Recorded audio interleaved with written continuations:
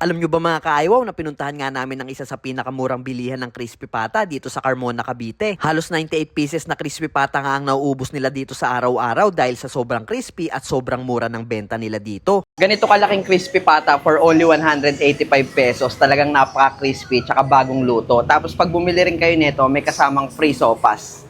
Yan. Sobrang lambot ng crispy pata nila. Oh. Nahihiwalay na sa buto yung laman.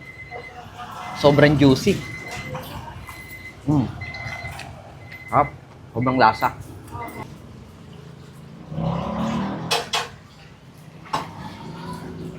Crispy pata sisig for only 195 pesos. Tapos may kasama ring free sopas. At dito nga lang yan sa Timpata na matatagpuan nyo lang sa Milagrosa, Carmona, Cavite. Malapit lang sila sa Milagrosa Elementary School at open sila mula Monday to Sunday 1 p.m. to 1